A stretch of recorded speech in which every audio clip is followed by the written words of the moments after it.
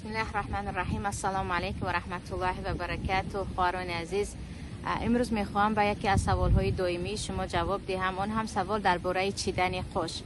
بسیاری از خواهران میگویند شوهر من مرا امر میکند که خوش‌هایت رو بچین، و بعضی از خواهران میگویند آیا زن مسلمان حق دارد فقط در نزد شوهرش برای شوهرش خوش‌هایش رو بچیند؟ علل خصوص خواهرایی که خوش‌های غلیظ دارند می توانند برای شوهرشان خوش‌هایشان رو باریک کنند.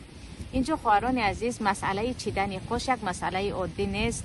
در ما حدیث در بخاری مسلم است، حدیث عبدالله ابن مسعود که پیامبر لعنت کردند. در بعضی روایت ها الله لعنت کرده است نامیسه و المتنمسه رو، یعنی هر زنی که خوش میچیند و خوش میچیناند، و این چنین الواسله و المستوصله رو، هر زنی که موی میچسباند به خودش یا اینکه موی میچسباند به دیگران، و این چنین واشمه و المستوشمه رو، خال زن ها رو، چی به خودتون چی به دیگران. مسئله که مسئله گناه کبیره هست، اینجا در ما قاعده اساسی حدیث پیامبر است که لا طاعت لمخلوق فی معصیت خالق. هرگز به خاطر یک مخلوق رضاگی یک مخلوق شده، خواه آن مخلوق شوهر شما باشد، خواه پدر و مادر باشد، خواه کسی دیگر باشد، شما هرگز به خالقتان و پروردگارتان گناه نکنید. پس مسئله خوش چیدن که گناه کبیره هست، اگر شوهر امر کند هم نباید کرده شود.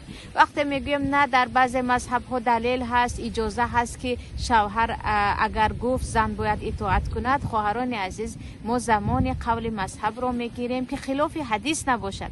در ما حدیث در بخاری هست که زن از انصار، حدیث حضرت عایشه است، به نزد پیامبر آمده میگوید پیامبر الله، دخترک که من خیلی مویش کم است و او عروس است، آیا می شود برای شوهرش مویهای دیگر چسبانیم، یعنی به او موی بچسبانیم؟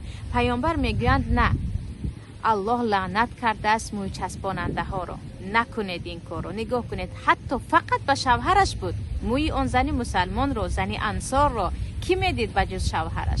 ولی پیامبر میگویند نه، این کار رو نکنید. پس دلیل قطعی هست.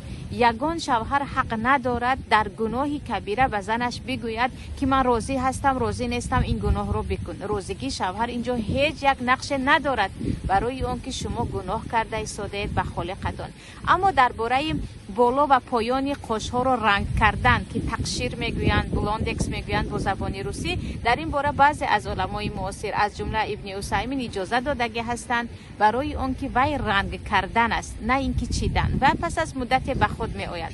اما تقوا کردید که خیلی به چیدن خوش مانند می شود، بهترش نکنیم. لیکن فتوا هست که به این چیز اجازه هست. اما خود چیدن خوش، همون چیدنی که همه می دانیم، با دلیل قطعی و این چنین با فتوای پیامبر جایز نیست. خواهران عزیز، شوهر راضی هست، راضی نیست، این کار رو نباید یگان زن بکند.